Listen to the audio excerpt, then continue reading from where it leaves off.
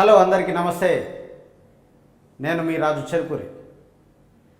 తెలంగాణ రాష్ట్రంలో నిరుద్యోగుల పట్ల ప్రభుత్వం చేస్తున్నటువంటి నిర్లక్ష్య వైఖరి, ప్రభుత్వాలు ఎందుకు నిరుద్యోగులను పట్టించుకోవటం లేదనేది మనం చాలా సీరియస్గా ఆలోచించాల్సినటువంటి అవసరం.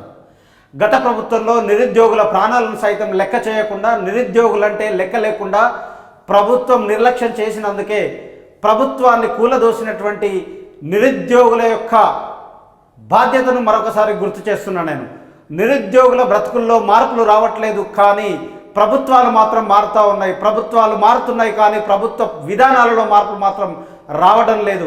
ప్రభుత్వ పాలనలో విధానాలలో మార్పులు తీసుకొస్తామని చెప్పినటువంటి కాంగ్రెస్ ప్రభుత్వం ఈరోజు గత ప్రభుత్వ పాలన ఏ విధంగా ఉందో ఆ విధంగానే కనిపిస్తూ ఉంది. ఎందుకనంటే తెలంగాణ ఉద్యమంలో కూడా నిరుద్యోగులు, ఉద్యోగులు, విద్యార్థులే ప్రధాన పాత్రను పోషించి తెలంగాణను సాధించుకున్నారు. ఎంతోమంది తెలంగాణ బిడ్డలు అమరులైనరు, ఎంతోమంది విద్యార్థులు ప్రాణత్యాగాలు చేసిండ్రు, ఎంతోమంది విద్యార్థులు కేసుల పాలైనరు, జైలు పాలైనరు.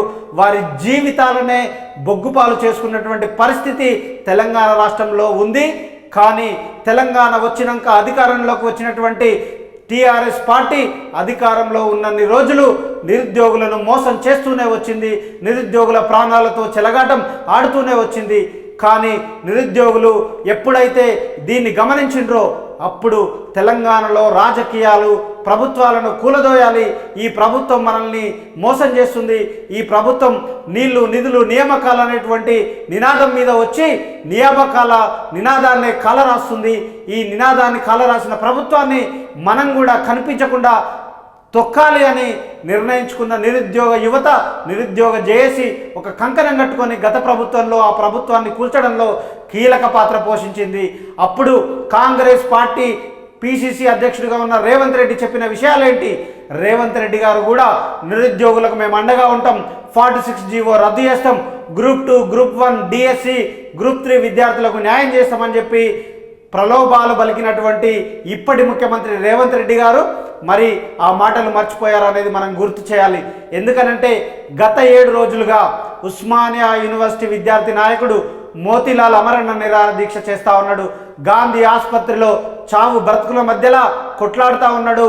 అతనికి టెస్టులు చేస్తే అన్ని టెస్టుల్లో కూడా ఇబ్బందులు కనిపిస్తూ ఉన్నాయి. అతనికి సంబంధించినటువంటి డాక్టర్లు కూడా ప్రమాదానికి దగ్గరలో ఉన్నాడని చెప్తా ఉన్నాడు. మరి వాళ్ళ తల్లిదండ్రుల ఆవేదనను కూడా మనం అర్థం చేసుకోవాలి. తెలంగాణ రాష్ట్ర నిరుద్యోగుల కోసం మోతీలాల్ గారు ఇవాళ గొప్ప నిర్ణయం తీసుకొని ప్రజల కోసం నేను సచ్చుడో, ఉద్యోగులకు, నిరుద్యోగులకు మంచి జరుగుడో అనేటువంటి నినాదం మీద ఈరోజు గాంధీ ఆసుపత్రిలో ఎట్టి పరిస్థితుల్లో ఈ అమరణ నిరాహార దీక్షను వదలనని పూనుకున్నాడు. అర్ధరాత్రి దొంగలాగా ఎమ్మెల్సీ బల్మూరి వెంకట్రావు ఆసుపత్రికి వచ్చి ఏదో మాయమాటలు చెప్పి గతంలో అశోక్ గారిని ఏ విధంగా అయితే మభ్యపెట్టి అమర నిరాహార దీక్ష మాన్పించిండో తనను కూడా అదే విధంగా చేసే ప్రయత్నం చేశాడు. కానీ క్లియర్గా మోతీలాల్ చెప్పిన అంశాలు ఏంటిదంటే గ్రూప్ 1లో 1:100 ఇవ్వాలి, గ్రూప్ 2, గ్రూప్ 3 ఉద్యోగ పోస్టులు పెంచాలి, డిఎస్సి వారికి మెగా డిఎస్సి 25,000కు పైగా ఉద్యోగాలు వేయాలి, వేసడమే కాకుండా వారికి 2 నెలలు పోస్ట్పోన్ చేయాలనేది కూడా చాలా తీవ్రంగా తను చెప్పడం జరిగింది. ఎట్టి పరిస్థితులలో నేను దీన్ని విరమించను అని కూడా చెప్పడం జరిగింది.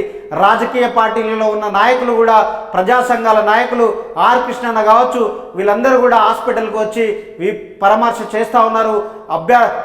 మోతీలాల్ గారి ఆరోగ్య పరిస్థితి మాత్రం విషమిస్తూ ఉంది. డాక్టర్లు కూడా చాలా సీరియస్గా ఉందని చెప్తా ఉన్నారు. కానీ కాంగ్రెస్ నిరుద్యోగుల మీద గెలిచిన కాంగ్రెస్, నిరుద్యోగులకు అండగా ఉంటాన్న కాంగ్రెస్, నిరుద్యోగులకు న్యాయం చేస్తా అన్న కాంగ్రెస్ కనీసం దీని గురించి ఆలోచించే సమయం కూడా కాంగ్రెస్కు లేదు. ఒక్క మంత్రి కూడా రావడానికి సమయం లేదు. ఈ రాజకీయాల్లో అంటే కాంగ్రెస్ ప్రభుత్వంలో గెలిచినటువంటి ఏ మంత్రి కూడా ఈరోజు ఆ అభ్యర్థిని చూడడానికి రావడం లేదు. కనీసం ముఖ్యమంత్రి గారు దీని మీద ఏ విధంగా ఉంది అని స్పందించడానికి కూడా ఇష్టపడట్లేదు. దీంతో పాటుగా టీజీపీఎస్సీ కూడా కనీసం స్పందన లేదు. టీజీపీఎస్సీ దీని మీద ప్రభుత్వానికి ఏం సూచన చేస్తుంది? ప్రభుత్వం విద్యార్థుల నుంచి, నిరుద్యోగుల నుంచి వస్తున్నటువంటి డిమాండ్లు ఏమున్నాయి, స్పందన ఎట్లా ఉంది అనేది కూడా చెప్పట్లేదు. కానీ నిరుద్యోగులారా, మీకందరికీ నేను ఒక విషయం చెప్పదలుచుకున్నా. ఆనాడు తెలంగాణ ఉద్యమంలో ఏ విధంగా అయితే మనం మిలియన్ మార్చ్ చేశామో ఈరోజు కూడా నిరుద్యోగ జేఏసీ నిరుద్యోగులంతా నిరుద్యోగ మార్చ్ ట్యాంక్ బండి మీద 3 లక్షల మందితో మనం చేయకపోతే ప్రభుత్వం కళ్ళు తెరవదు. ఈ ప్రభుత్వాలు ఎన్ని మారినా నిరుద్యోగుల పేదల కష్టాలు వీరికి అర్థం కావు. ఎందుకనంటే ఆ నిరుద్యోగులలో రేవంత్ రెడ్డి గారి తమ్ముడు లేడు, ఆ నిరుద్యోగులలో మంత్రి పిల్లలు లేరు, ప్రభుత్వ పాఠశాలలో వీరి పిల్లలు చదవరు, ఉద్యోగాలు చేయడానికి వీరి కుటుంబాలు ఇష్టపడవు, వీళ్ళు రాజకీయాలు చేయడానికి లేకపోతే వ్యాపారాలు చేయడానికి అక్రమ సంపాదనకు అలవాటు పడ్డారు. కాబట్టి వీరికి మన బాధలు మన కష్టాలు అర్థం కావు ఎన్నడి. కాబట్టి మీరందరూ కూడా ఆలోచించండి.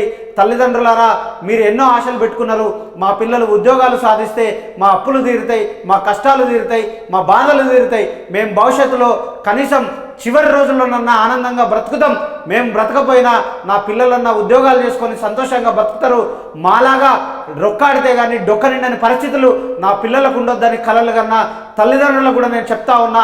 మీరు కూడా గ్రామాలలో ఓట్లు వేసి తప్పు చేసిరు, ఇప్పటికైనా ఆలోచించండి. మనము నిర్ణయించుకొని ఓట్లు వేయకపోతే, మనం ఆలోచించుకోకపోతే ఇలాంటి గడ్డు పరిస్థితులు భవిష్యత్తులో ఇంకా వస్తాయి. మనల్ని చంపే ప్రభుత్వాలే మన ముందు కనబడతా ఉన్నాయి. ఈరోజు మన బిడ్డ మోతిలాల్ ఆసుపత్రిలో చనిపోయే పరిస్థితిలో ఉన్నాడు. కానీ కాంగ్రెస్ ప్రభుత్వం కళ్ళు విప్పట్లేదు, చెవులు తెరవట్లేదు, నోరు విప్పి మాట్లాడట్లేదు. దీనిపైన పెద్ద ఎత్తున చర్చ జరగాలి. తెలంగాణ రాష్ట్రంలో ఉన్న మీడియా కూడా బ్రతికి ఉందా చచ్చిపోయిందా అనేది కూడా మనం క్వశ్చన్ చేయాల్సినటువంటి అవసరం ఉంది. ఎందుకు ప్రధాన మీడియాలో కూడా దీని గురించి హైలైట్ చేసి చూపించట్లేదు? ఇప్పటికైనా రేవంత్ రెడ్డి గారు కళ్ళు తెరవాలి, చెవులు తెరవాలి, నోరు తెరవాలి అనేది కూడా మేమందరం కోరుకుంటా ఉన్నాం.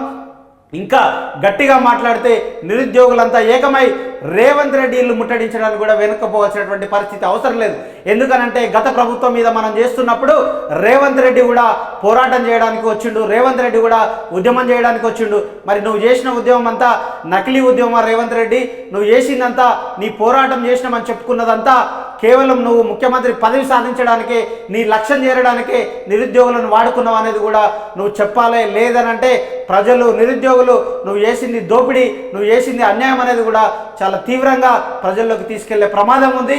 ఇప్పటికైనా నేను మళ్ళీ చెప్తా ఉన్నా, ఎమ్మెల్సీ జీవన్ రెడ్డి గారు ఒక ఎమ్మెల్యేను పార్టీలో ఫిరాయింపులు చేసి కలుపుకుంటే, తనకు చెప్పకుండా ఎమ్మెల్యేను ఫిరాయింపు చేసి కలుపుకున్నారని నేను నా ఎమ్మెల్సీకి రాజీనామా చేస్తా అంటే ఊటాఊటిన డిప్యూటీ సీఎం బట్టి విక్రమార్క గారు, మంత్రివర్యులు, ఇంకా 4-5 మంత్రులు, పార్టీకి సంబంధించిన వాళ్ళు, ప్రభుత్వానికి సంబంధించినటువంటి ప్రభుత్వ ఉద్యోగంలో ఉన్న వాళ్ళు, వీరంతా కూడా వెళ్ళి తనను బుజ్జగించి మాట్లాడడానికి వీరికి సమయం ఉంది. కానీ ఒక పేద బిడ్డ, ఒక లంబాడి బిడ్డ మోతిలాల్ నాయక్ ప్రాణం పోతుండే కూడా కనీసం మంత్రి పదవిలో ఉన్న సీతక్క లాంటి వాళ్ళు కూడా స్పందించకపోవడం అనేది పెద్ద దౌర్భాగ్యం అనేది కూడా నేను తెలియజేస్తా ఉన్నాను. ఇంకా ఇప్పటికీ కూడా అదే జీవన్ రెడ్డిని ఢిల్లీకి తీసుకెళ్లి ముఖ్యమంత్రి గారు పక్కన కూర్చోబెట్టుకొని ప్రెస్ మీట్ పెట్టి మాట్లాడుతూ ఉన్నారు. ప్రభుత్వం మా జీవన్ రెడ్డి గారు ఎక్కడ పోవట్లేదు, ఎవరడిగినాయా నిన్ను ప్రభుత్వంలోకి వెళ్ళి జీవన్ రెడ్డి పోతుండా ఉంటలేడా? జీవన్ రెడ్డి నీ పార్టీలోకి వెళ్ళిపోతే నీకు నష్టం, ప్రజలకు కాదు, నిరుద్యోగులకు కాదు, విద్యార్థులకు కాదు. కానీ జీవన్ రెడ్డి మీద నీకున్న ప్రేమ, మీ కులస్తుడి మీద నీకున్న ప్రేమ ఈ నిరుద్యోగుల మీద ఎందుకు లేదు, ఈ విద్యార్థుల మీద ఎందుకు లేదు, ఈ ప్రజల మీద ఎందుకు లేదు అనేది మేము ప్రశ్నిస్తూ ఉన్నాం. నువ్వు ఇచ్చినటువంటి గ్యారంటీలలో ఒక్క గ్యారంటీ కూడా చక్కగా లేదు. గ్యారంటీలన్నింటిలో కూడా గందరగోళాలు ఉన్నాయి.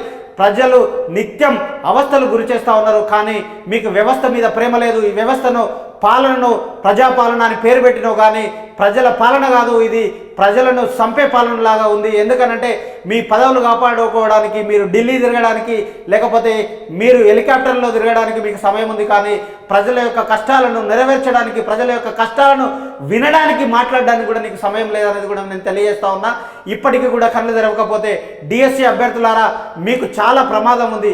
ముఖ్యంగా డిఎస్సికి టెట్ ఎగ్జామ్ పెట్టారు. ఈ టెట్ ఎగ్జామ్ సిలబస్ వేరే ఉంటుంది, డిఎస్సి సిలబస్ వేరే ఉంటుంది. మరి టెట్ రాసినటువంటి వాళ్ళకి రిజల్ట్ వచ్చిన 15-20 రోజుల్లో డిఎస్సి ఎగ్జామ్ అంటే ఏ విధంగా చదువుతారు? కనీసము 45 నుంచి 60 రోజులు సమయం ఇస్తే కనుక టెట్ రాసిన వాళ్ళు ఎవరైతే 3 లక్షల మంది విద్యార్థులు అభ్యర్థులు ఉన్నారో వారు డిఎస్సి చదవడానికి అవకాశం ఉంటుంది. వారికి చదువుకునే అవకాశం ఇవ్వకుండా ఎమర్జెన్సీలో డిఎస్సి పెట్టి నోటిఫికేషన్ ఇచ్చి జాబ్ క్యాలెండర్ ఇవ్వకుండా మీకు నచ్చిన తేదీలలో ఉద్యోగాలను ప్రకటించి వారు చదివిరా, ప్రిపేర్ అయ్యిరా లేదా అని తెలియకుండా మీ ఇష్టం వచ్చినట్టుగా మీరు తేదీలను ప్రకటిస్తే ఏ విధంగా విద్యార్థులు చదివి పరీక్ష రాస్తారు? ఒకసారి ఆలోచన చేయండి. డిఎస్సి వాళ్ళు అడుగుతున్నది ఏంటి? టెట్ రాసి మేము 20 రోజులు కూడా అవ్వట్లేదు, సిలబస్ చాలా లెంతీగా ఉంది, చదవడానికి కష్టమవుతుంది, 1-2 నెలలు పోస్ట్పోన్ చేసి ఉద్యోగం పెట్టండి అని అంటే, పరీక్ష పెట్టండి అని నిర్వహించండి అని అంటే ప్రభుత్వానికి వినడానికి చెవులు లేవు, మాట్లాడడానికి నోరు లేదు. కనీసం ఈ పేదలు, ఈ బిడ్డలు బాధపడుతున్నారు, వీరి ఆవేదనను అర్థం చేసుకుందాం అనేటువంటి పరిస్థితిలో ఈరోజు ప్రభుత్వం లేదు. కాబట్టి మనమంతా కూడా ఏకమై విద్యార్థి జేఏసీ నాయకులు, విద్యార్థి ఉస్మానియా లాంటి, కాకతీయ యూనివర్సిటీ లాంటి విద్యార్థి సంఘాలు కూడా ఈరోజు బయటికి రావాల్సినటువంటి అవసరం ఉంది.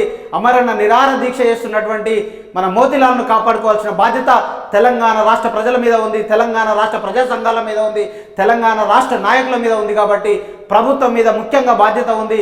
మోతీలాల్ ప్రాణానికి ఎలాంటి ప్రమాదం జరిగినా తెలంగాణ రాష్ట్రంలో ప్రభుత్వం కూలిపోయే పరిస్థితి ఉంటుంది. ప్రభుత్వానికి తీవ్రంగా హెచ్చరిస్తా ఉన్నాం. ఇప్పటికైనా ఆలోచన చేసి ప్రభుత్వం దిగివచ్చి ఏదైతే నిరుద్యోగుల డిమాండ్స్ ఉన్నాయో ఆ డిమాండ్స్ను కూడా మీరు మాట్లాడాలి. గ్రూప్ 2, గ్రూప్ 3లో ఉద్యోగ పోస్టులను పెంచాలనేది కూడా వారి ప్రధాన డిమాండ్గా ఉంది. గ్రూప్ 1లో 1:100 ఇవ్వాలంటున్నారు. గత ప్రభుత్వంలో అసెంబ్లీలోనే మీ కాంగ్రెస్ పార్టీకి ఎవరైతే ప్రతిపక్ష నాయకుడు ఉన్నాడో బట్టి విక్రమార్క గారు చాలా క్లియర్గా అసెంబ్లీ సాక్షిగా చెప్పారు, 1:100 ఇస్తే మీకు వచ్చే నష్టం ఏంటి అని. మరి ఇప్పుడు నువ్వు ప్రభుత్వంలోకి వచ్చి ఉప ముఖ్యమంత్రి అయిన బట్టి విక్రమార్క గారు ఇప్పుడు 1:100 ఇస్తే నీకొచ్చే నష్టం ఏంది కూడా నువ్వు ప్రజలకు తెలియజేయాలి. లేదనంటే ప్రజలు మిమ్మల్ని క్షమించరు. మీకు 6 నెలల్లోనే ఇంత వ్యతిరేకత రావడం అనేది చాలా దౌర్భాగ్యమైనటువంటి స్థితి. ఎందుకనంటే ఆ ప్రభుత్వం చేసిన తప్పిదాలను ఆ ప్రభుత్వానికి బుద్ధి చెప్తే ఈ ప్రభుత్వం అన్నా బుద్ధి తెచ్చుకొని పనిచేస్తుందని మీకు అవకాశం ఇస్తే మీరు కూడా ఆ ప్రభుత్వం కంటే ఎక్కువగా తప్పులు చేస్తున్నారు.